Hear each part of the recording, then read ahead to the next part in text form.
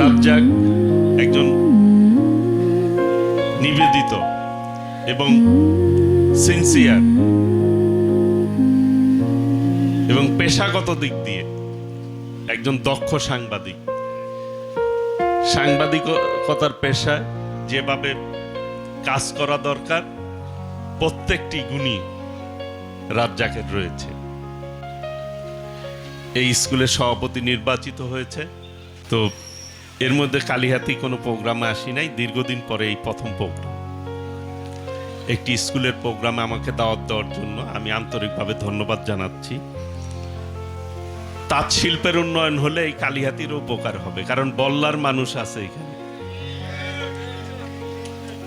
টাঙ্গাইলের ঐতিহ্যবাহী পণ্য টাঙ্গাইলের শাড়ি, এটি জিআই পণ্য, টাঙ্গাইলের জন্য অত্যন্ত গর্বের বিষয়।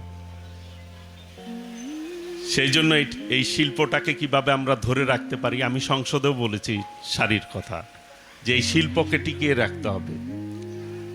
কাজেই বল্লা কালিহাতি মতিন সাহেব বসা অবস্থায় বলছিলেন যে এই বল্লাতেও আসতে হবে। আমি বলছি যে তাঁতিদের সাথে একদিন কথা বলবো কিভাবে এটাকে আগায় নেওয়া যায়। আমি এই স্কুলের ছাত্রছাত্রী যারা রয়েছেন তাদের উদ্দেশ্যে বলতে চাই, এই প্রতিষ্ঠানটি আমাদের সবার, বিশেষ করে শিক্ষার্থীদের মনে করতে হবে এই প্রতিষ্ঠানের ছাত্র আমরা, আর শিক্ষকদের মনে করতে হবে এই প্রতিষ্ঠানের ছাত্ররা যদি ভালো করে এই এলাকার মানুষের জন্য গর্বের বিষয়, শিক্ষকদের জন্য গর্বের বিষয় যে আমরা যাদেরকে পড়াচ্ছি তারা আজকে ভালো রেজাল্ট করছে। আর শিক্ষার্থীরা যারা ভবিষ্যৎ বাংলাদেশের, যারা আগামী দিনে এই রাষ্ট্রটি পরিচালনা করবে, নেতৃত্ব দিবে, তাদের উদ্দেশ্যে বলতে চাই আমাদেরকে লেখাপড়ার পাশাপাশি এক্সট্রা কারিকুলাম অ্যাক্টিভিটিসের সাথেও সম্পৃক্ত থাকতে হবে।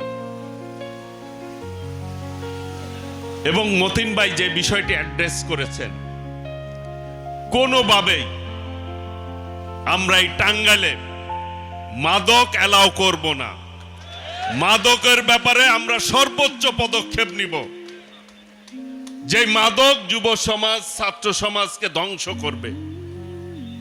বাবা মা অনেক কষ্ট করে সন্তানদেরকে লেখাপড়া করায়, দেখা যায় যে সারা বছরের যে দান গোলায় থাকে সেই দান বিক্রি করেও লেখাপড়া করে। যখন ব্যয় বহন না করতে পারে তখন জমি বিক্রি করে বাচ্চাদের লেখাপড়া করার জন্য। বাড়ির আঙ্গিনায় গরু থাকে, ওই গরুটা পর্যন্ত বিক্রি করে দেয় বাচ্চাদের লেখাপড়া করার জন্য। সেই বাচ্চা যদি সঠিকভাবে লেখাপড়া না করে সেই ছাত্রটি, তাহলে বাবা মার দুঃখের কোনো সীমা থাকে না। সেই ছাত্র যদি মাদকের সাথে সম্পৃক্ত থাকে তাহলে তো কষ্টের কোনো শেষ নাই, দুঃখের কোনো শেষ নেই।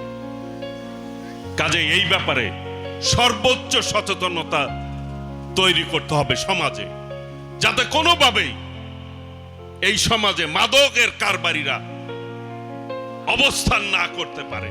সেই ব্যাপারে সতর্ক থাকতে হবে যার যার জায়গা থেকে। তাহলেই সম্মিলিত প্রচেষ্টার মধ্য দিয়ে আমরা মাদক মুক্ত করতে সক্ষম হব। যেটি আমাদেরকে ধ্বংস করবে সেটি কেন আমরা গ্রহণ করব?